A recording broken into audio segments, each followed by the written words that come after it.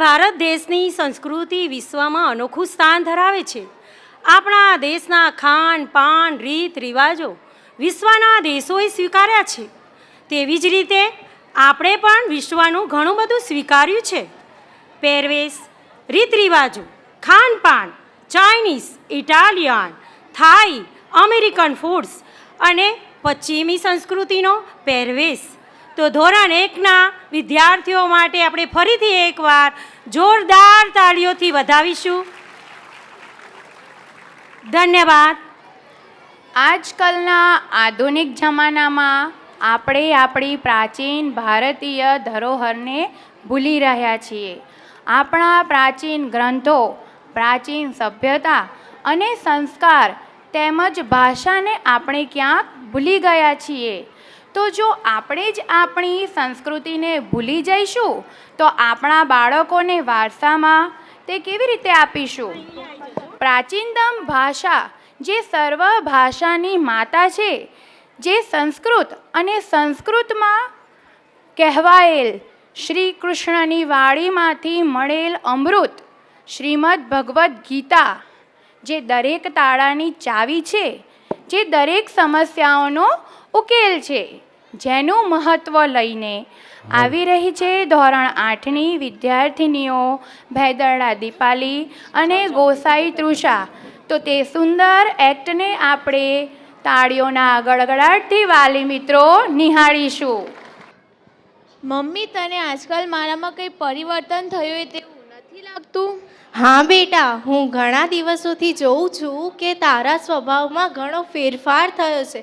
તું આજકાલ ગુસ્સો ઓછો કરે છે. તું હવે પહેલાં જેવી ગુસ્સાવાળી નહીં પરંતુ શાંત અને નરમાશવાળી બની ગઈ છું. આ પરિવર્તનનું કારણ શું છે? આ પરિવર્તન પાછળનું કારણ અમારી શાળામાં આવેલો નવો વિષય છે, જેનું નામ શ્રીમદ ભગવદ્ ગીતા છે. અમને અમારા શ્રીમદ ભગવદ્ ગીતાના શિક્ષકશ્રીએ અગત્યના 5 મુદ્દા કહ્યા અને તેની સમજ પણ આપી. 5 મુદ્દા? તે કયા કયા છે? પોતાના ગુસ્સા પર કાબૂ રાખવું, પોતાના મન પર કાબૂ રાખવું, કર્મ કર્યા પછી ફળની ઈચ્છા ન રાખવી, મનમાં દ્રઢ નિષ્ઠા હોવી અને અભ્યાસ કરવો. અરે વાહ, ખૂબ સરસ. આ બાબતો જીવન માટે ખૂબ જ ઉપયોગી છે. આપણે આ બાબતોનું ચોક્કસ રીતે અનુસરણ કરવું જોઈએ. હા, કેમ નહીં? આ 5 બાબતોમાંથી મેં અત્યારે પોતાના ગુસ્સા પર કાબૂ રાખવાની બાબતને મારા જીવનમાં મહત્ત્વ આપ્યું છે અને હું સંકલ્પ લઉં છું કે આજ પછી હું ક્યારેય ગુસ્સો નહીં કરું.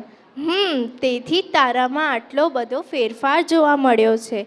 તારા શિક્ષકશ્રીએ આ વિષયમાં બીજું કશું સમજાવ્યું છે? હા, અમને અમારા શ્રીમદ ભગવદ્ ગીતાના શિક્ષકશ્રીએ ઘણા બધા શ્લોકો કહ્યા અને તેની સમજ પણ આપી. જેમાંથી મને જે પ્રિય છે તે શ્લોક હું તમને ગઈને સંભળાવીશ.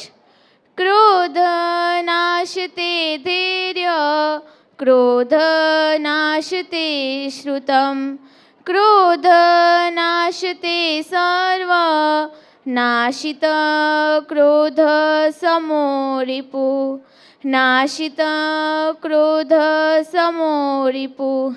આ શ્લોકમાં સમજાવવામાં આવે છે કે ક્રોધ આપણા જીવનના ધૈર્યનો નાશ કરી દે છે.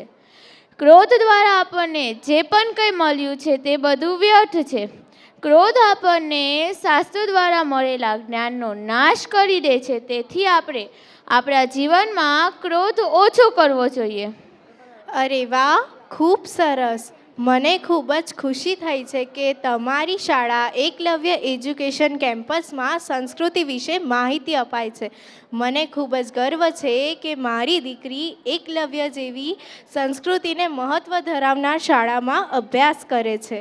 હા, કેમ નહીં?